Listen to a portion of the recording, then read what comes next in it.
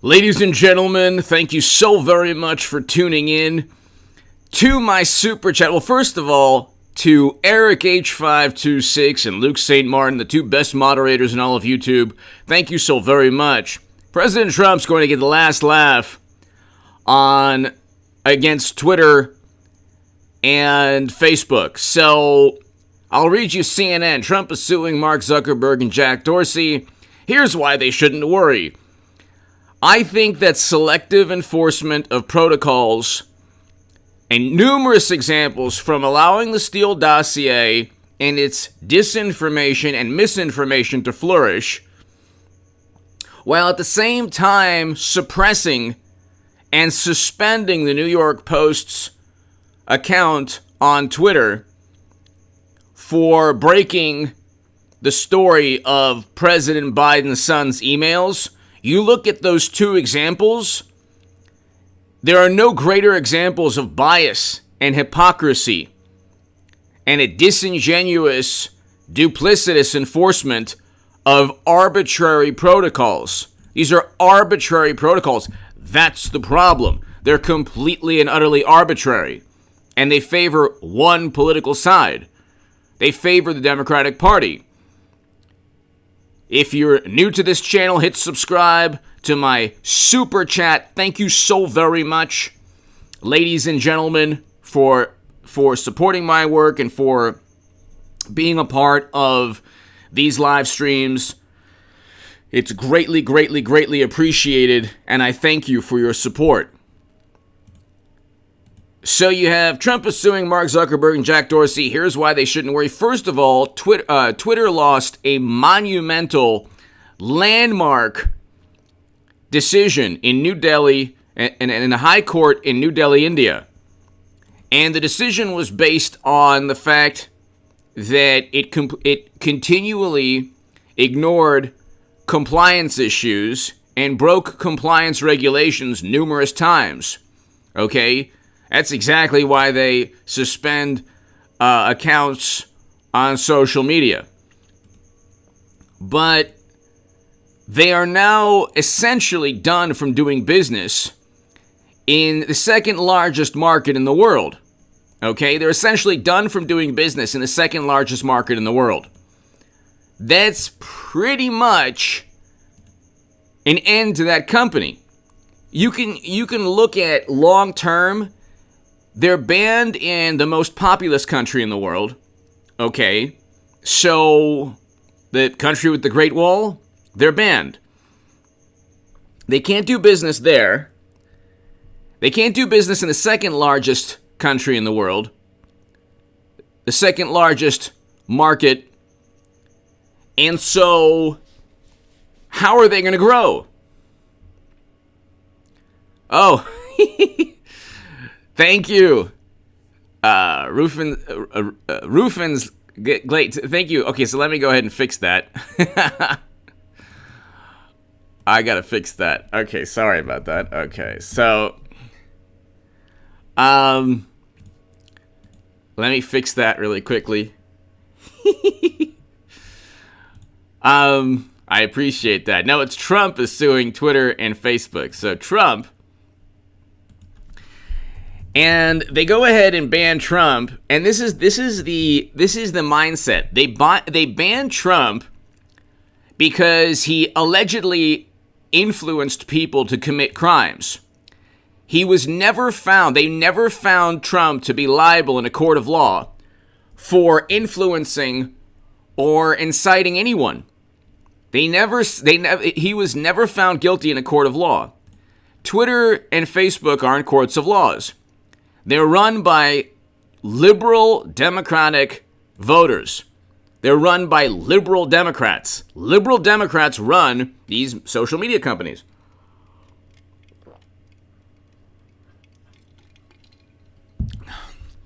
Liberal Democrats run these social media companies. And you can look at the way in which these rules are selectively enforced. The Steele dossier and Hunter's emails being two examples of how rules are selectively enforced.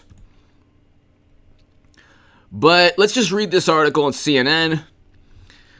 Trump is suing Mark Zuckerberg and Jack Dorsey. Here's why they shouldn't worry. To my super chat again, thank you so very, very much. If you want to give me your thoughts on this topic, that would be fantastic. Former President Donald Trump on Wednesday filed proposed class action lawsuits targeting Facebook and its CEO Mark Zuckerberg and Twitter and its CEO Jack Dorsey. In a Hail Mary move, after being removed from their platforms, courts have typically dismissed similar suits, and these are likely doomed from the start as well. I don't think that selective enforcement of protocols, so it is the it's true, these platforms can kick you off for any reason they want. The problem, though, is that if the rules are selectively enforced, almost always, and there are prime examples like the Steele dossier, because the Steele dossier was riddled with disinformation and misinformation. It was complete and utter nonsense. It was complete and utter nonsense. It was a fabricated compilation of gossip and hearsay. Mark, thank you.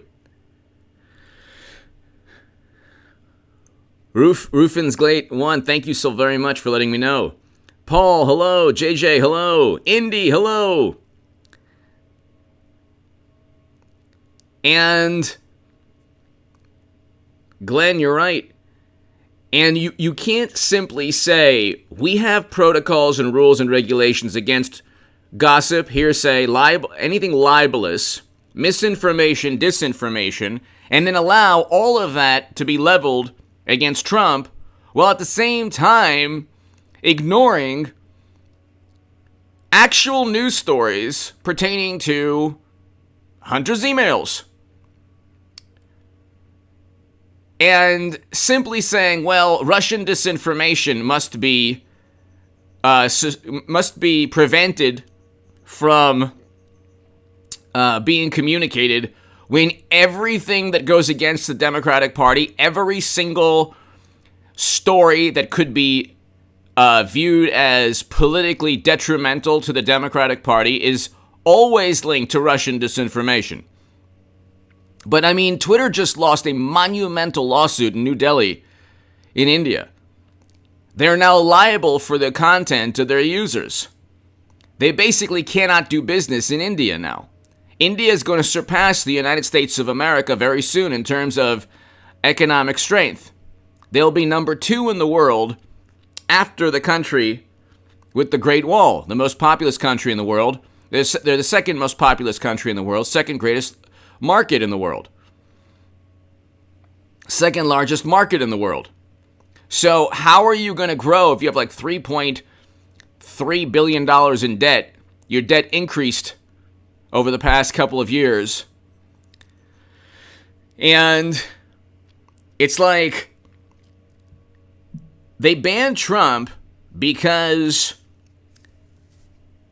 they want everyone to think, they want everyone to believe that they are protecting the country because Trump's words compel people to commit crimes. He was never found liable in a court of law. So that's one arbitrary, disingenuous, suspension or ban based solely on the sensibilities of, Greg, thank you, of liberal Democrats who run Twitter and Facebook. You had $1 to $2 billion of property damage according to Wikipedia. You had 25 lives lost according to Wikipedia. There was chaos and mayhem on the streets of America for months on end. Okay? There were words and statements made by Democratic politicians that you could link to $1 to $2 billion of property damage according to Wikipedia. They didn't do that. They didn't suspend or ban those Democratic politicians.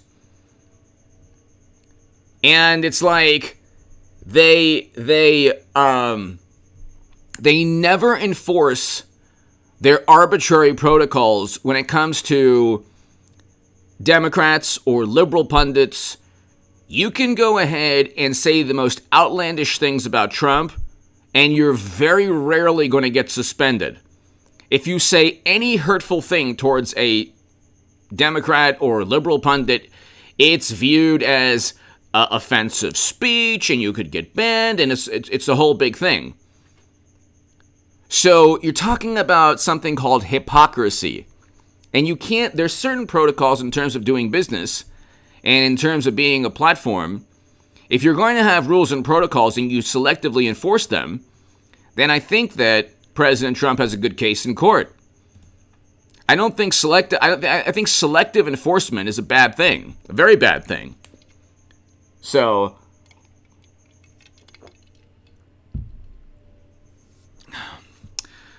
Sahil, I think so. I think that Modi and Trump are friends, and they're similar politicians in good ways. I think Prime Minister Modi is a fantastic politician, a fantastic leader. I think Trump is a fantastic leader. If you look at President Trump compared to Biden, we had record low unemployment. And President Trump single-handedly reversed U.S. foreign policy. Now Biden is forced to bring home Americans. So that was President Trump's doing. When Luke St. Martin, hello. Eric and Luke, hello. I think that you look at these platforms and they're obviously being used by the political opposition. And in India, there were people on Twitter that were sharing videos and posting content that was actually quite detrimental. And you do have to abide by the laws of the country that you do business within.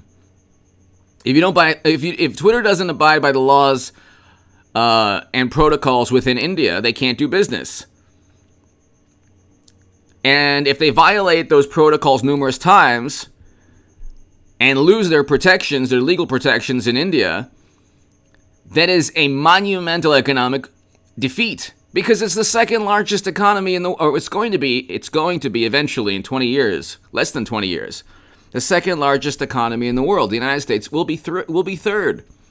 How are you going to grow? And what does Twitter offer? I mean, they don't have Instagram. They don't have... there's no reason to be on Twitter. I haven't had Twitter for 3 years. There's no reason to be on Twitter. What's the reason? What is the reason? Paul, hello. What is the reason to be on Twitter? Ronald, hello, in the Philippines, hello. It's a glorified message board. It's like Reddit, but without the charm. If Reddit still has charm. And so you look, ladies and gentlemen, at this article. Let's just read this right here. So CNN, the trusted news and name, former President Donald Trump on Wednesday filed proposed class action lawsuits against Facebook and its CEO Mark Zuckerberg and Twitter and its CEO Jack Dorsey. The announcement about the lawsuits comes after the companies removed Trump's access to their platforms in the aftermath of January. Twitter banned Trump altogether, and he is currently suspended from Facebook for at least 2 years. Tech companies have consistently rejected claims that their platforms discriminate based on partisan ideology. Of course they do. When President Trump's brother passed away, it was #WrongTrump. Could you imagine if, God forbid, that happened to a Democratic politician? You think that hashtag would be trending? You had people who did not get suspended saying "wrong Trump" when after his brother passed away. These are the people who complain about Trump's personality. These are the people who have politicized their sensibilities. And so he's such a horrible human being. It's like, no, the horrible human beings are the ones who couldn't even take a moment because they have such utter contempt and disdain for that man to say, okay, he lost his brother. But it was #WrongTrump. You can look at that. How many people were banned or suspended for that hashtag.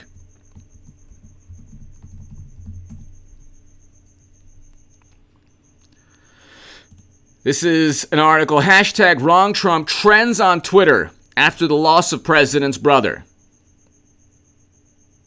The hashtag was shared by those who claim the president should have lost his life. And so, how on earth is that allowed to trend on Twitter? How? How on earth, when the president loses his brother, does Twitter allow that to trend, but you have to ban Trump because of no legal link, no direct correlation to his words or actions and the catastrophe in January? How does that work? Ronald, hello.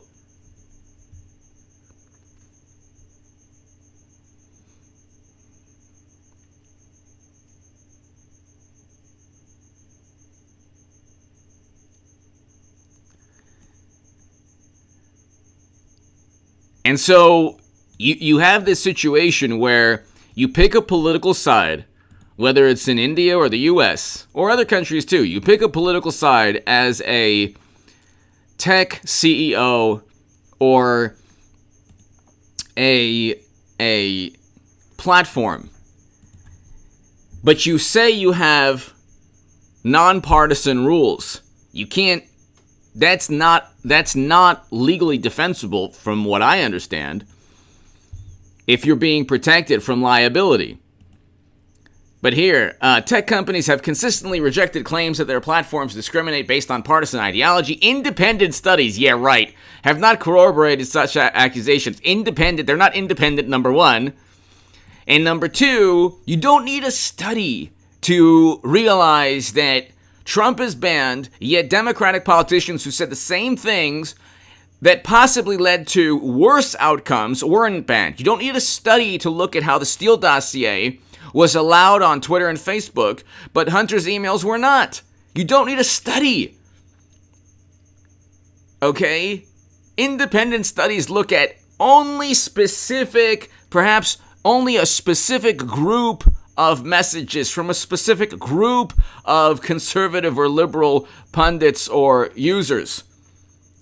And several have found their partisan voices, particularly on the right, are among the most engaged with on the platform. This is hilarious. When they say that, well, Trump supporters are the most, they have the greatest number of views and interactions on social media. Yeah, it would be it would be even greater were it not for the arbitrary and selective enforcement of protocols. It would be even greater. That should tell you, that's a testament to the groundswell of support for President Trump. That's not a testament to how unbiased. Like, Twitter and Facebook's like, well,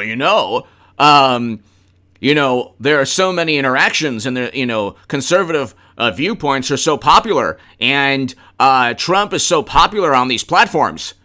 So as you can see, because Trump is so popular, we are not biased against Trump. It's like,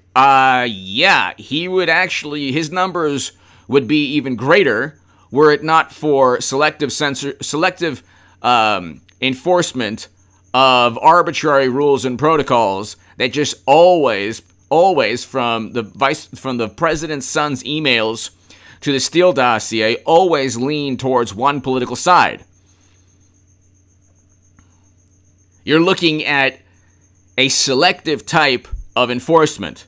That's the issue. The issue is these arbitrary rules. Trump's suits continue a trend that began during his presidency, throwing the book against companies he perceives to be a problem to his political brand. No, they go after Trump. I mean, the Steele dossier and Hunter's emails are just two examples. You can look at the words and the phrases and the rhetoric, the heated rhetoric utilized by Hollywood, by actors, how Trump is a menace and how they call him the R word and prejudice and bigoted. They have no right to say this. You could say this about Democrat. You could say this about Biden. I mean, you're talking about, okay, even if they allow that, you're looking at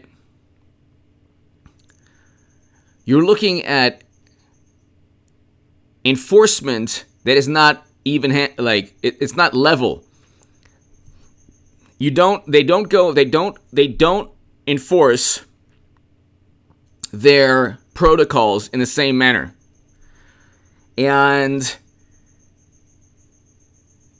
you have a lot more conservative pundits being kicked off of Facebook for no reason at all, and very few liberal pundits, if any, are just suddenly banned or suspended for arbitrary reasons.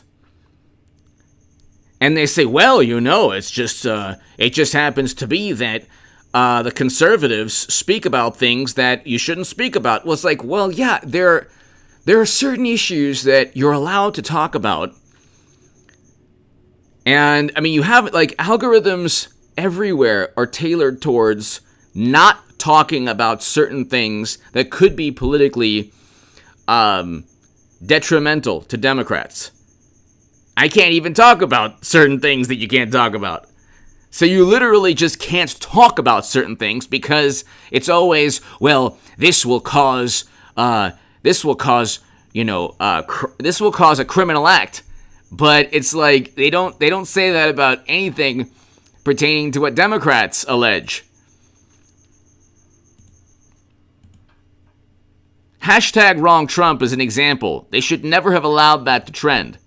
They should never, ever have allowed that to trend. But the tech companies are legally permitted to run their platforms as they see fit. Not in India. Not in India. They lost a huge lawsuit. Twitter effectively cannot do business, won't be able to do business long term in India, which is a tremendous economic defeat for Twitter.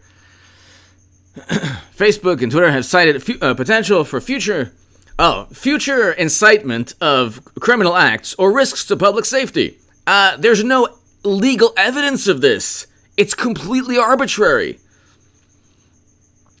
You had 4 to 5 months of $1 to $2 billion in property damage, with buildings set in flames.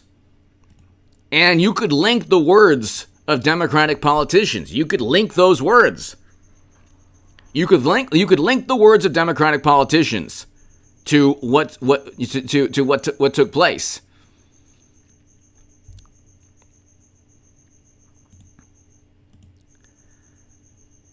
We're going to hold big tech accountable, he said. During the nearly hour-long event, Trump and others involved in the effort made grandiose claims about the potential for the lawsuits that are likely at odds with the suit's actual potential for success. Again, this is all, opinion, speculation. Less than an hour after the event, Trump's team began sending out fundraising appeals related to the lawsuit, so that you can look at Democrats fundraise off of any tragedy.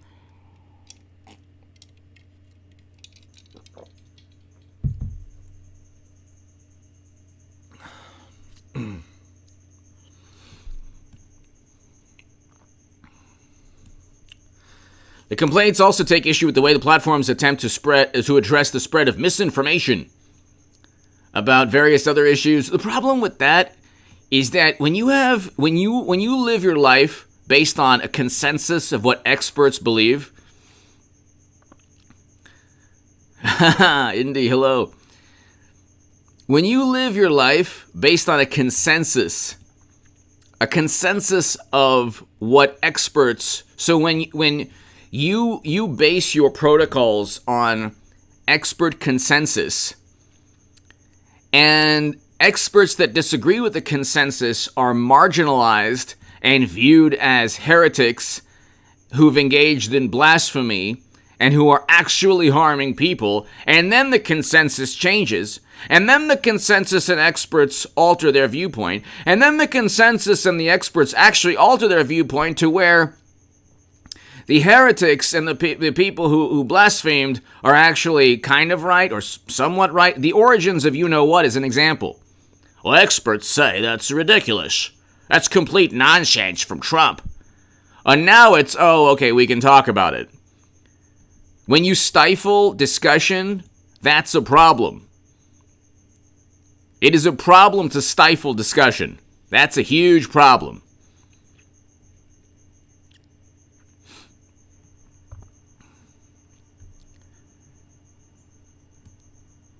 You can't stifle discussion and you can't stifle discussion and then say, well, these are just our, protocols. But the effort has run up against the realities of current law and the Constitution. Government's attempt... Okay, so last week, a federal judge blocked Florida's law from going into effect, saying, government attempt to force social media companies to host political speech violates the First Amendment. So, that's bizarre. But the judge's ruling also said the Florida law ran counter...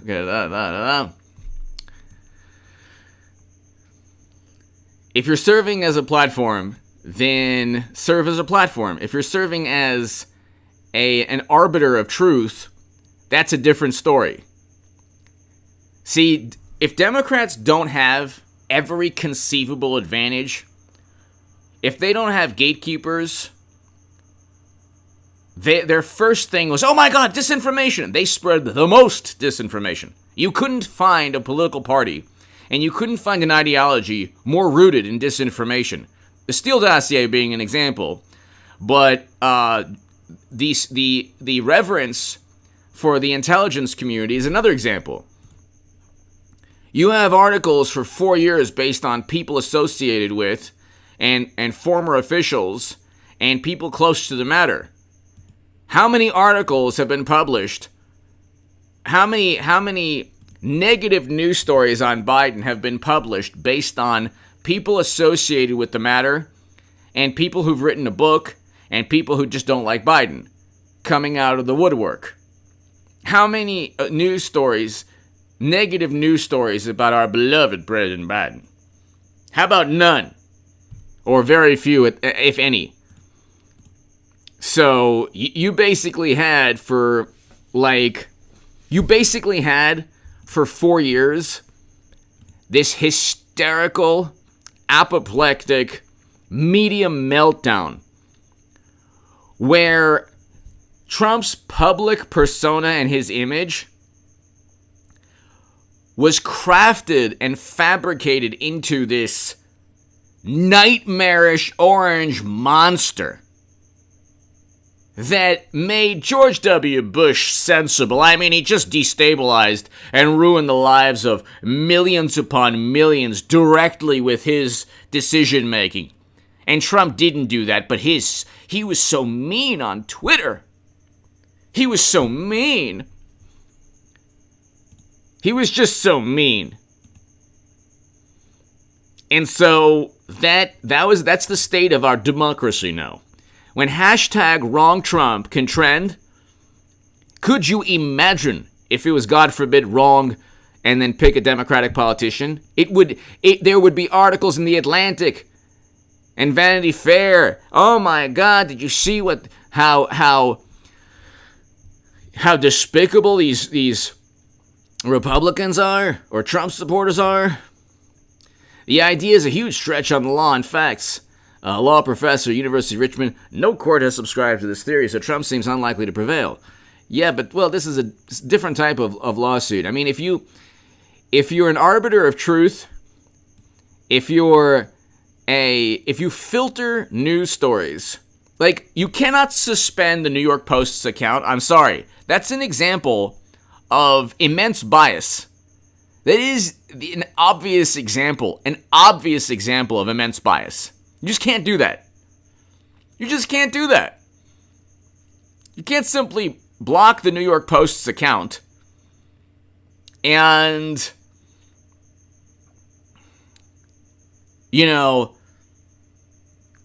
and say, oh, well, Christopher! Twitter will be the next MySpace in 5 years. Yes. Doug! Could you talk maybe this in-kind contribution? Could you talk maybe this is in-kind contribution? Maybe. I mean, it is like a campaign finance issue as well. In my book, if you're helping one political party, Christopher, Twitter will be the next MySpace in 5 years. I think so. If you lose India, you pretty much lost. If you are a multinational corporation and you can't do business in the two most populous countries in the world, the two greatest economies in the world, they will be the two greatest economies in the world. Christopher and Doug, thank you so very, very much. MySpace was actually, I never had MySpace. But from what I remember of people talking about MySpace, it was there wasn't political, like, was there political discussion on MySpace? See, the thing is, 2016, Christopher, Doug, and everybody here, 2016 was the cutoff. In our society, in media, I don't even like to watch documentaries that were released after 2016. Books that were published after 2016. Nonfiction. 2016 was a line of demarcation almost between ideas and thoughts that weren't, like, before 2016, you had ideas and thoughts that weren't filtered through the apoplectic sensibilities of people who just simply have utter contempt for Trump. Now, after 2016, and especially nowadays, everything is always filtered through what... There's always some type of subliminal message or overt message that's either propping up the Democratic Party's ideology in some respect, or going after Trump or some perceived viewpoint linked to Trump in some respect.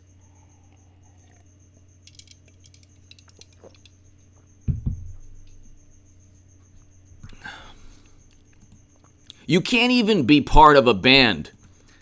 You cannot even be part of a band. What was it, Mumford & Sons? One of the musicians there? You can't even be part of a band and say, oh, I like this conservative journalist. You can't even do that. The groupthink and the tribalism is so... Because the thing is, if Democrats and if the left, and there's no American left. It's just the Democratic Party. That's what people don't get. They think that there's... They think that there's something called democratic socialists. There aren't. There aren't any socialists in the U.S. There aren't any democratic socialists. There aren't any far left. They are all there, whether knowingly or unknowingly, to serve the interests of one political party. And it ain't President Trump, or it's not the Republican Party. The far left exists to either to in one way or another funnel votes back into the Democratic Party. Okay? Now, God forbid, if you see widespread unrest on the streets of America during Biden's administration, you're very likely going to see a different world. A much different world. Indy Wood! Indy, hello! Thank you so very much, Indy Wood, thank you! Thank you, Indy. I hope all is well. Doug! We talked before. Did you underestimate I don't, here's the thing, pertaining to things you can't talk about.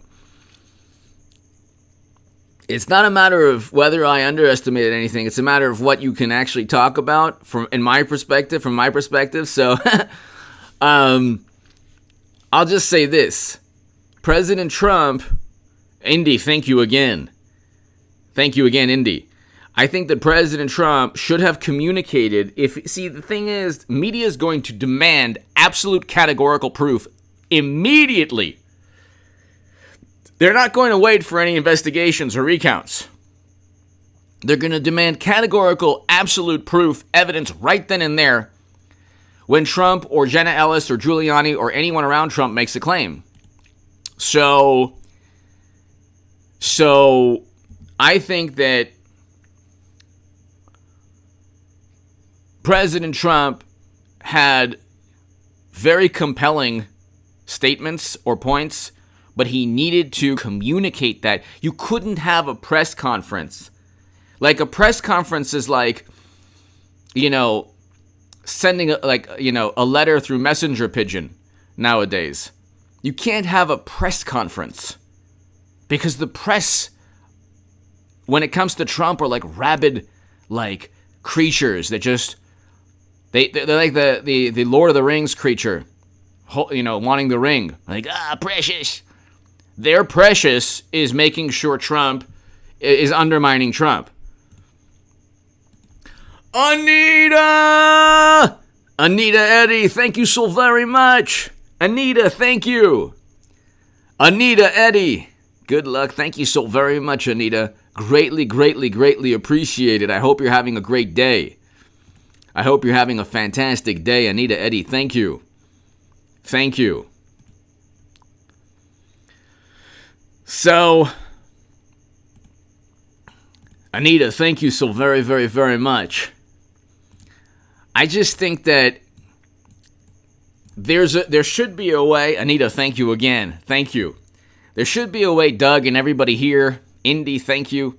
There should be a way, Christopher, thank you. There should be a way for President Trump to communicate in a more effective manner. Okay, far more effective than the manner I communicate. But he has to circumvent the liberal sensibilities of traditional journalists at the Washington Post or New York Times, MSNBC and CNN. They're not really traditional journalists, but they're viewed now as traditional journalists. There's no difference. There's no difference between the Washington Post, the New York Times, New York Magazine, Vanity Fair, Esquire, Rolling Stone, Mother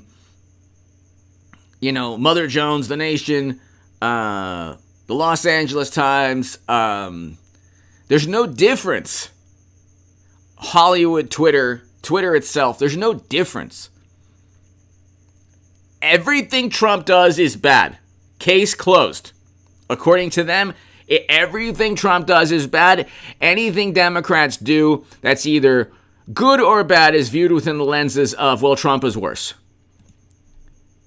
And they have Major League Baseball. What on earth is Major League Baseball doing? What on earth? What on earth is Major League Baseball doing? Moving an All-Star game. What on earth is Major League Baseball doing moving an All-Star game? Without even citing a court decision. The Supreme Court upheld the laws. Marcus, thank you. Chris, hello. What on earth is Major League Baseball doing when they decide arbitrarily, simply from the vantage point of the Democratic Party? You can't base a decision. It's like Delta, Coca-Cola, other companies. You can't base decisions on what your liberal marketing department thinks. People who work in marketing and advertising today are always going to be voting Democrat, always going to be viewing the world and politics from a either left or far left perspective. You can't simply ask your marketing department or your advertising department, gee, what do you think of the Georgia voting law? Because they're always going to just look at CNN or MSNBC and say, oh my God, it's the end of the world. You can't do that. Anita, thank you again. So Major League Baseball moves, and it moves the All-Star game, and President Trump needs to, like, there are platforms that are still, he should have, you have Ben Shapiro, you have Brandon Tatum, you have Anthony Brian Logan, you have so many people that he could speak to. So many people he could speak to. He should reach out to Joe Rogan. President Trump should reach out to Joe Rogan and fly to his studio. Not just like, President Trump should fly to his studio, set up a time, and just answer in like any questions that Joe Rogan wants. It would be impossible for the Washington Post and New York Times and MSNBC and CNN to find a way to undermine or to disparage that interviewer meeting. Because you would have President Trump showing his humanity. He would be more human to people, even people who are on the fence. He would be more human. He needs to. They've tried to dehumanize Trump and turn him into. They tried to dehumanize Trump and turn him into a nightmare, an orange nightmare. And that's worked. I'm telling you, it's worked. Like, Trump causes liberal Democrats to experience a visceral reaction.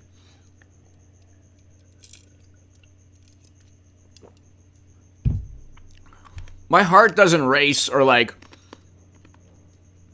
I don't experience a physical reaction to Biden or to Clinton. Although I must say, there are certain Democratic politicians that are, I'll just say that I do have a visceral reaction. I have other reactions too.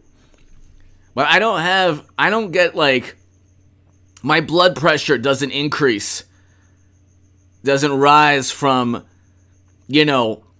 thinking about a Democratic politician. I just don't like their hypocrisy and duplicity and what they stand for. Chris Shine! Chris, thank you so very, very, very much. Everybody give Chris a lot of love here and all the super chat, a lot of love. Indy, everybody here. Anita, Chris Shine, thank you so much. I can't do these live streams without Chris and everybody here in the super chat, and I do appreciate your support. Chris Shine, have a fantastic day. Thank you so very much, Chris. I do appreciate your support greatly. Thank you so very much, Chris. Thank you. I can't even do my Bill Clinton. I want to thank you from the bottom of my heart. And I just want to thank you so much. Thank you, Chris. Thank you so very much. Greatly, greatly, greatly appreciated. I think that President Trump... See, I'm a small little guppy. I'm a small fish in the media ocean. But Joe Rogan is like, a gigantic, presence. You have Brandon Tatum. You have Ben Shapiro. You have... he needs to humanize himself. Chris, thank you again. Greatly, greatly appreciated. My goodness, thank you. You cannot have a nightmare. Like, President Trump hasn't done anything compared to what Bush, especially Bush, but President Obama had a failed NATO intervention that caused the country to become a failed state. Trump has done nothing of the sort, but he is viewed as this horrible human being. Chris Shine, thank you again. Thank you, Chris. You cannot allow media to dehumanize President Trump. Because they say that he's trying to dehumanize his opponent, going after his opponents. Blah, blah, blah. They're doing that to him. Everything they accuse Trump of, they're guilty of. Almost every single thing they accuse Trump of, they're guilty of. From hashtag wrong Trump to the Steele dossier to now what they're doing to Alan Weisselberg. They just want to ruin the lives of anyone associated with Trump. And they want Trump out of American politics because he doesn't revere politics. Do you understand? There's no reverence. He does not revere politics. He doesn't care. And he also, he doesn't even care about the Republican Party in terms of, he runs the Republican Party. He's more popular than Reagan, but he doesn't care about, reaching out to Mitt Romney, which is impossible, but I'm just thinking maybe he should, in a way, not reach out, but, it would behoove him to just build some coalitions or allies within the Republican Party, if anything, at least on the down low, but he doesn't care. He doesn't even view politics in a positive light, Trump. And that's why media and the establishment, in the Democratic establishment, the never-Trumpers and the Republicans, are like, oh my God, look what he's done to this. They keep poking the bear. They keep poking the orange monster. They go after him from day one. They never treated him like a president. And then they said when he responded, they said, oh my God, he's not acting like a president. Well, you never treated him like a president. You never treated him like a president. So what do you want him to do? And you have the CEOs of Twitter and Facebook, and they go to Congress, and you see these politicians embracing their rear end. Oh my God almighty. Oh my God. You would think it was like one of the Beatles. You would think it was like a rock star, okay? Meanwhile, you have two AI robots. One who's into yoga and, I don't know, grows facial hair and who knows what. I mean, he's into you gotta really laugh at the Twitter CEO's embrace of good things like peace and harmony. And he has developed a platform that is only negative energy. There's only negative energy on Twitter. There's only negative energy.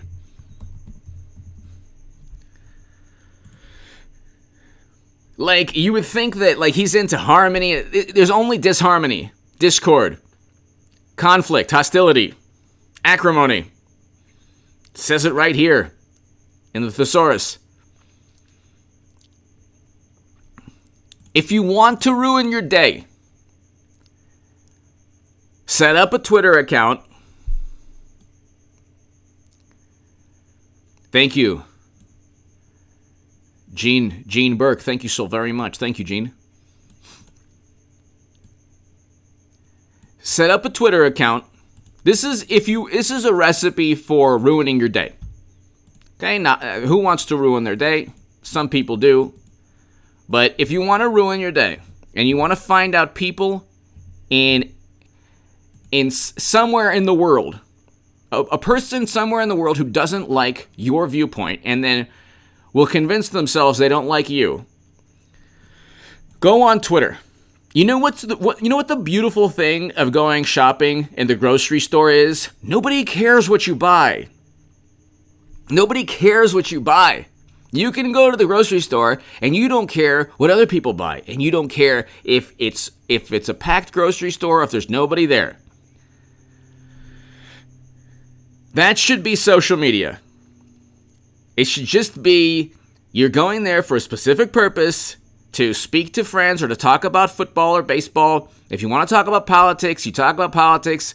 But it's impossible not to get into an argument on social media pertaining to politics, but it shouldn't be a faceless account. And what's this with Twitter and allowing forever no-name accounts that always side with one political ideology, the Democratic Party, tormenting people, insulting and disparaging people? And you better believe if it was a conservative account that did that, oh my God, they'd be banned in 2 seconds. Exactly, Chris. Every day we wake up is a good day. Thank you again, Chris. Greatly, greatly appreciated. Thank you. But I'm hoping. See, before cell phones, or even before, I would say before 2009. Or no, you know what? Before 2010. Before 2010, you had text messages, you had the internet, but you weren't swept up into there were no cyber realities that would take time away from living. Living is important. Being in the moment, being able to enjoy lunch, being able to enjoy lunch with somebody you care about, or dinner with somebody you care about, or family or friends, and not being transported into a dystopian nightmare that people transport themselves into all the time. It's liberal Tron. Why would you do that? Why would you do this to yourself? Every message you send on Twitter takes at least 30 to 40 seconds to write. Sometimes longer. Or, a political message. And that's 30 to 40 seconds or a minute to 2 minutes that you'll never get back again. And then people spend hours on social media arguing. And it's like, you're never going to get back that time. You will never get back that time. And time is fleeting. We're only here on this planet for a short time period. So why transport yourself into this alternate reality geared towards only one viewpoint?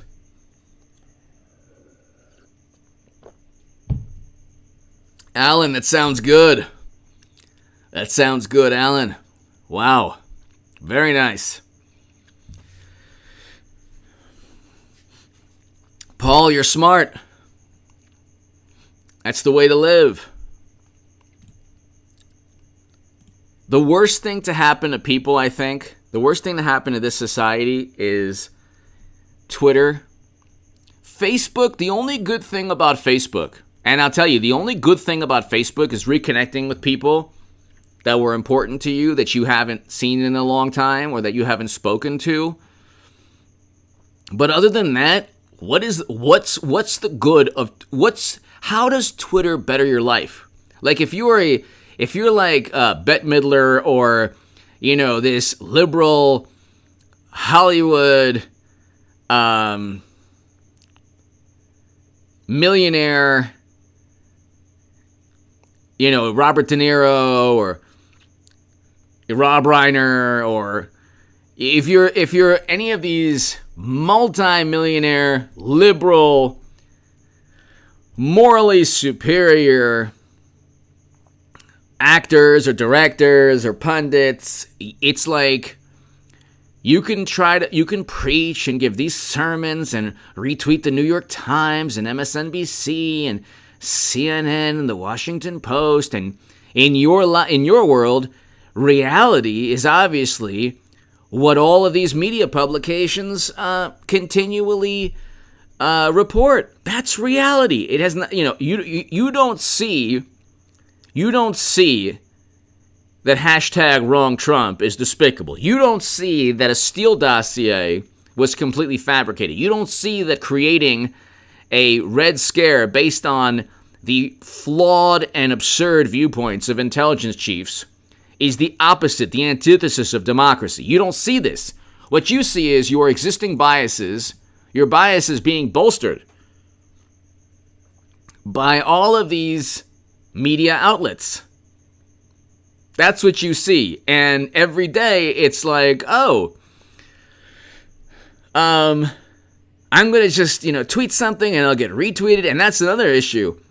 They convince themselves that they're important, or their viewpoints are important because they get retweeted. But what happens is the most absurd ideology or viewpoints or opinions those are the ones that are bolstered the most. Those are the ones that are bolstered the most.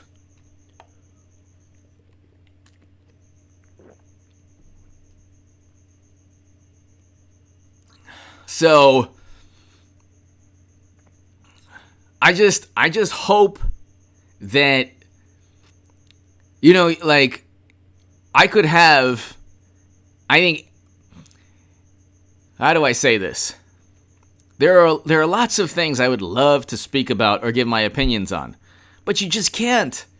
You can't because you just can't talk about you can't talk about things. And because there are arbiters of truth, arbiters of political viewpoints, or I should say, my political viewpoints I speak about, but you should be able to speak about, you should be able to form an argument based on logic and fact and reason. If you do that in this day and age, and it doesn't fall into a consensus of experts, whether it's the intelligence community or any other people within positions of authority, you just can't. It's like you can't do that in this society. And the post-truth moment has nothing to do with Trump. It has to do with people who have politicized reality through the sensibilities of liberal Democrats running social media companies. Ladies and gentlemen, Chris Shine, thank you so very much. Everyone here, Anita, Indy, everyone here, Doug, Christopher, everyone here, thank you so very, very much.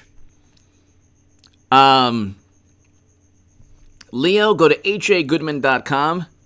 You can find a bunch of them there. hagoodman.com. Ladies and gentlemen, thank you so very much. Check out the upload in about an hour and a half. And ladies and gentlemen, thank you. If you're new to the channel, you lasted this long, hit subscribe. Check out H.A. Goodman's other channel. I have a fantastic segment up today. And to my super chat, thank you, Eric and Luke. Thank you so very, very much. Chris, thank you again. And everybody here, Paul, JJ, everybody here, thank you. Ronald, thank you. Luke and Eric, thank you. I'll see you in about an hour and a half on this channel.